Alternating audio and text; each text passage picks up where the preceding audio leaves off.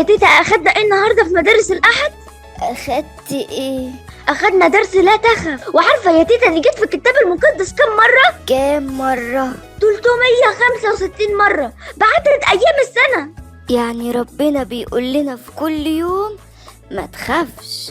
برافو عليك يا تيتا. برافو عليك انت كمان يا فلفل. دلوقتي بقى لازم أسيبك عشان عندي مشوار. لا لا لا لا, لا يا تيتا، انتي هتسيبيني فين؟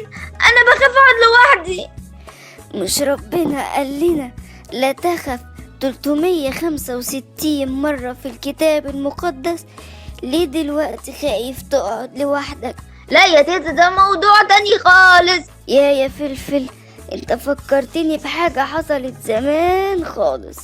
بعد ما المسيح مات على الصليب بقى كل التلاميذ زعلانين وخايفين لدرجة انهم دخلوا العلية وقفلوا على نفسهم كل الابواب.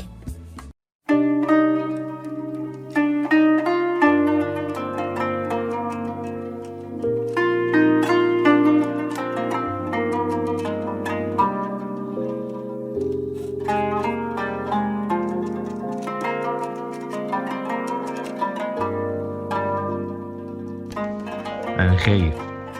هنعمل إيه دلوقتي؟ وانا كمان خايف، وعارف انت خايف ليه. إحنا خلاص بقينا لوحدنا زعلانين وخايفين. ده لما كان ربنا يسوع معانا كنا مطمنين وفرحانين. ما خلاص بقى، ما بقيناش مطمنين ولا فرحانين. ده أنا لما كنت ببقى زعلان ومتضايق كنت بجري عليه. أروح لمين دلوقتي؟ ده هو الوحيد اللي قبلني رغم اني كنت عشار وكل الناس رفضاني. الناس الغلابة اللي كان بيساعدهم والمرضى اللي كان بيشفيهم، تروح فين الناس دي دلوقتي؟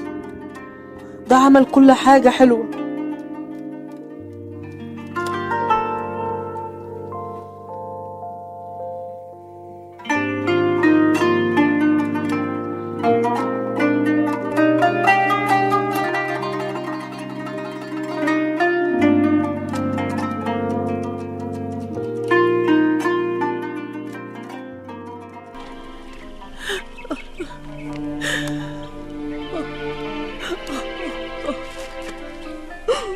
يا ربي،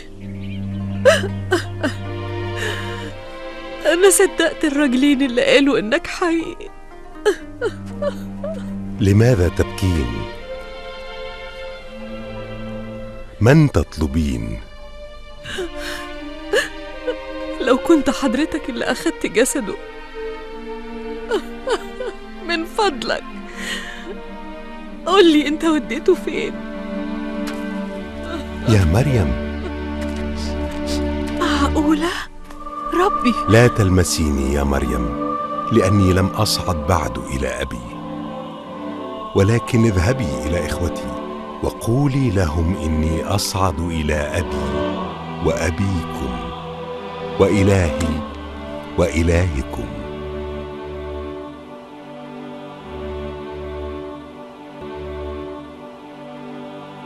بقول لكم أنا شفته بعينيا الاتنين دول واتكلم معايا كمان. ما أنا رحت القبر يا مريم وما شفتش أي حد هناك. مش هيصدقوك يا مريم، ولا صدقونا احنا كمان.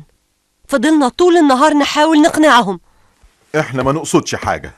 ما يمكن بس بيتهيأ لكم. ده قام، لازم تصدقونا.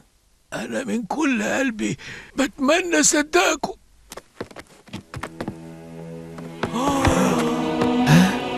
يا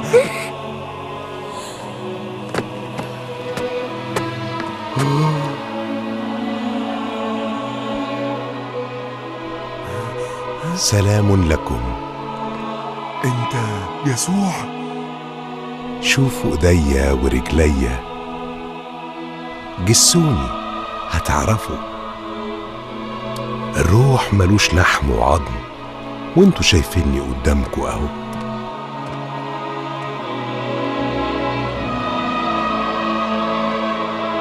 سيدي،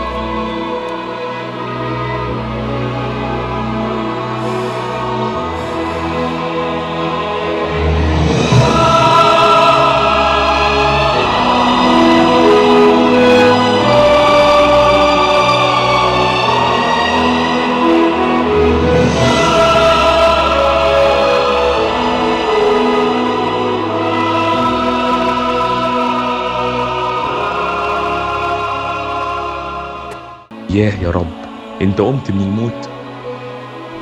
احنا خفنا خالص لما سبتنا لوحدنا. أنا عمري ما سبتكم ولا هسيبكم، وها أنا معكم كل الأيام وإلى انقضاء الدهر.